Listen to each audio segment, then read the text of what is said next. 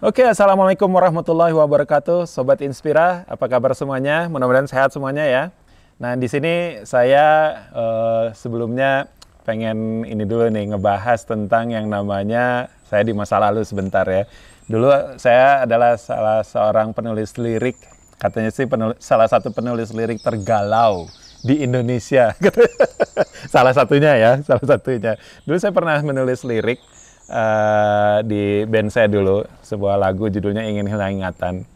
Nah, Ingin Hilang Ingatan itu kan pasti baru ngedenger kalimatnya aja itu udah pastilah ingin melupakan seseorang, galau dan segala macamnya. Dan itu pasti menjadi lagu yang wah untuk mewakili mereka yang patah hati lah segala macamnya. Cuman belakangan ini bandnya masih ada, band saya terdahulu itu Rocket Rockers, dan mereka sekarang di layarnya tuh suka pakai tulisan ingin healing ingatan. Wah, ini ada perubahan. Jadi ingin healing gitu. Jadi bukan ingin hilang, ingin healing. Nah, di sini saya akan membahas tentang bagaimana lirik lagu itu bisa mengubah mood seseorang yang tadinya biasa-biasa aja gitu. Dan ketika dia masuk mall atau masuk sebuah kafe, terus dia mendengarkan lagu yang pernah membuat dia dulu teringat tentang patah hatinya atau segala macamnya, akhirnya moodnya berubah. Akhirnya mulai galau, mulai insecure, apalah dan segala macamnya seperti itu ya. Dan itu terjadi ya di masyarakat gitu ya. Dengar lagu galau dikit akhirnya ikut ke bawah galau. Yang harusnya dia hidupnya semangat gitu ya, semangat 45 hidupnya mau menjalankan kehidupan ini dengan semangat, dengan kuat. Dengar lagu galau akhirnya down lagi. Nah, inilah betapa dahsyatnya sebuah syair ya. Orang-orang terdahulu tuh ketika sebelum Al-Quran turun tuh, itu syair-syair tuh banyak disebarkan oleh para penyair ya, dan mereka menjadi orang-orang yang istilahnya terhormat lah, para penyair itu, ketika mereka bisa membuat syair yang menyentuh hati segala macam di masa lalu tuh. Tapi ketika datang Al-Quran, nah mereka kaget gitu ya.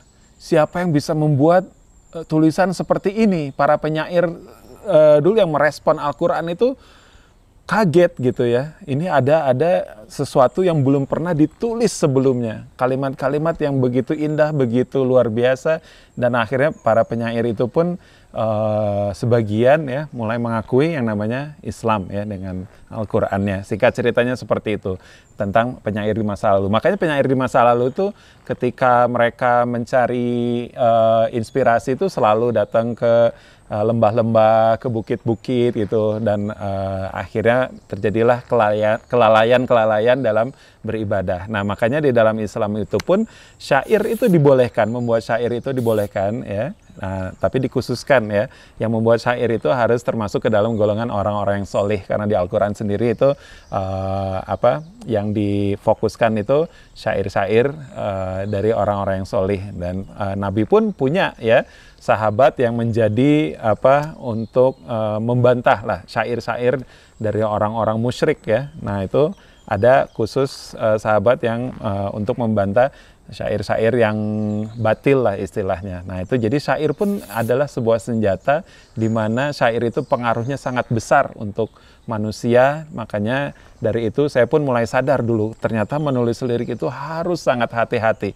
Menulis syair itu harus sangat hati-hati, karena ketika itu bisa melalaikan seseorang, bisa membuat orang lain jadi galau segala macamnya, itulah yang akan menjadi ya takutnya ya dosa jariah saya gitu ya.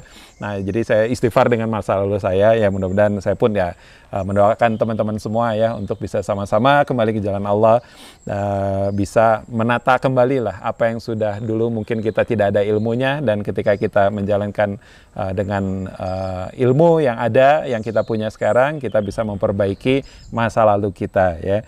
Jadi dalam membuat syair itu kita tentunya harus visioner, harus bisa menyemangati orang untuk bekerja, untuk berjihad, untuk semangat dalam menjalani hidup ini. Itulah syair-syair yang bisa menjadi manfaat untuk umat manusia ya. Dan jangan sampai kita malah jadi umat yang lemah, karena Allah menyukai umat yang kuat ya, umat yang kuat. Dan umat yang kuat itu di masa lalu itu luar biasa ya. Kita pun punya sejarah-sejarah umat Islam itu luar biasa. Salah satunya adalah Ibnu Quro ya. Beliau adalah ahli astronomi dan matematika. Terus ada Al-Khawarizmi, bapak matematika modern dan penemu aljabar. Terus ada Ibnu Al-Haytham ya, penemu lensa optik ya. Jadi kalau kamera ini nggak akan ada nih ya tanpa teori-teori dari Ibnu Al-Haytham. Terus ada Al-Jazari, ahli mekanik dan penemu robot ya. Jadi robot-robot yang ada sekarang ini ya, sistem robot itu dari ilmuwan muslim semuanya. Jadi kita harus bangga dengan orang-orang terdahulu kita.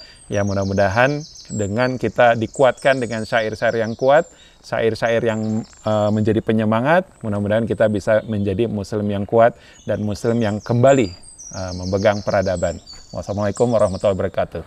Bulan Ramadan adalah bulan di mana pahala kita dilipat gandakan. Nah, kalau pengen pahala kita berlipat-lipat ganda ya, di sini ada yang namanya challenge 30 hari bersedekah bersama Sharing Happiness. Nah, jadi caranya gampang, tinggal scan aja kris yang ada di layar kaca ini. Mari berlomba-lomba dalam kebaikan ya. Barakallahu fikum.